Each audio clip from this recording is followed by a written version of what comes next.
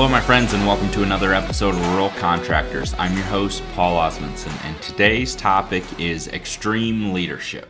I think this is very important for business, and it's something that I've struggled with for a long time. Of learning how to be a good leader and lead your team well.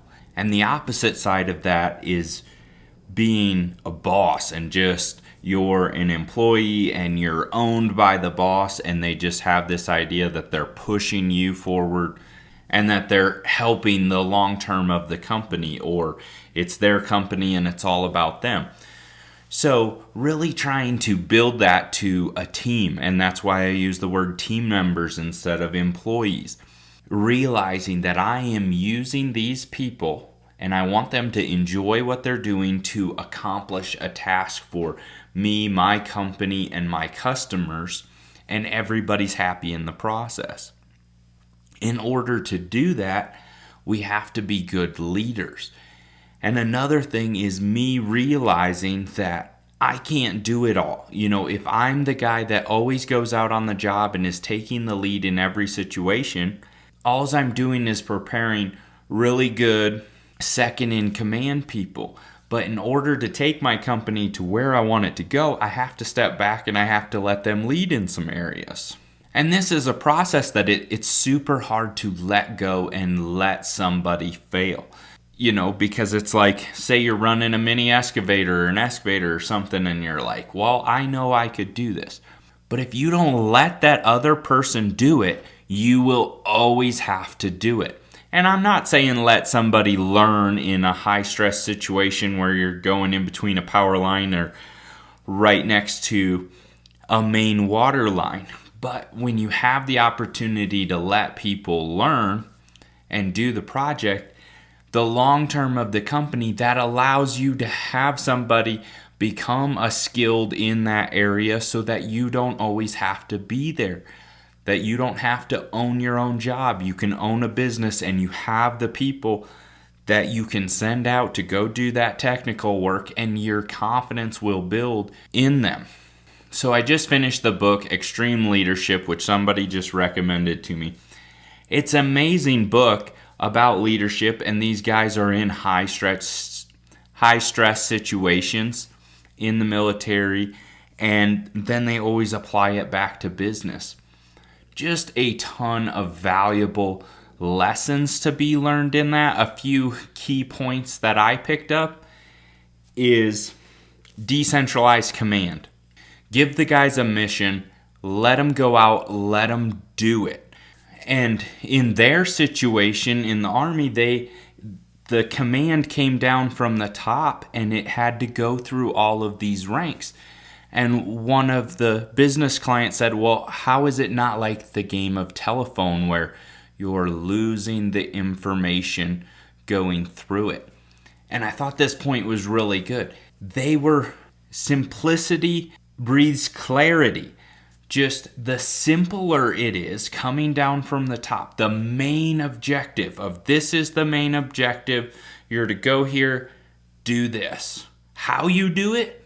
That's up to you, and I was like, man, I could so use this for my team. In how many times do I give way too much detail?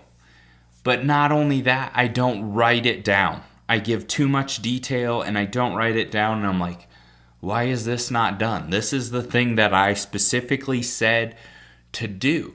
Well, I didn't write it down. What do I do for myself? When I have a list of things to do, I write them down so that I can check it off. That's me, that's not everybody. But I found by texting it or writing it down somewhere that it got more efficient because it was written down. But not only that, how many times do you have a conversation with somebody? Or I remember this when I was an employee. You didn't tell me to do that. Yeah, I did, and if it was written down, you're just like, oh, I have no excuse. When they point to the whiteboard and be like, remember when I told you to do X? I do now. Decentralized command, I thought that was awesome. And then keeping it simple and letting them go. A bunch of other business tactics and just strategies. They go into companies and consult things, and very interesting how they come to problem solving and stuff like that. So if you get a chance, very fun book to listen to. It's like 9 hours, but well worth it. Just the leadership tactics, fun to listen to, good strategies to bring into your business and become a good leader. This is something that I struggle with, is how to lead. When I worked for my brother was more of a boss. This is what you do. And it wasn't the long-term goal of where we're going as a company. And I very much failed on the other side, because even when I worked for him, I was running the crew. I was talking to these guys, and I wanted to be more buddy-buddy. When it came time to butt heads, where maybe the second in command guy had an idea, well, when it came right down to it, somebody had to make a decision, and I had a hard time doing that because I didn't want to hurt his feelings and stuff like that. So how do you find that leadership and those qualities? And I learned a lot from this book in that, of how to be a good leader and lead well and take ownership. When your team fails and maybe you're not on the crew, it's easy to place blame. And this is one of the first points in the book, is it's your business. It's you're in control of the situation. And it's like, who failed? I failed.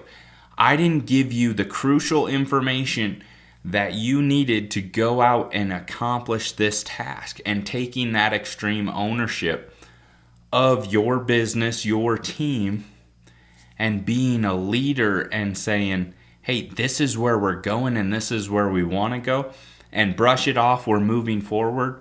We're heading in a direction with our company.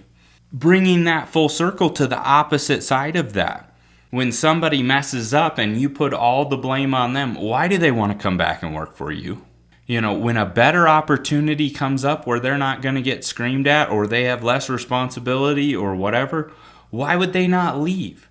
If you're leading poorly and you're constantly ragging on people because they messed up something, and that extreme ownership of owning it, and I just thought he said it so well and so clear.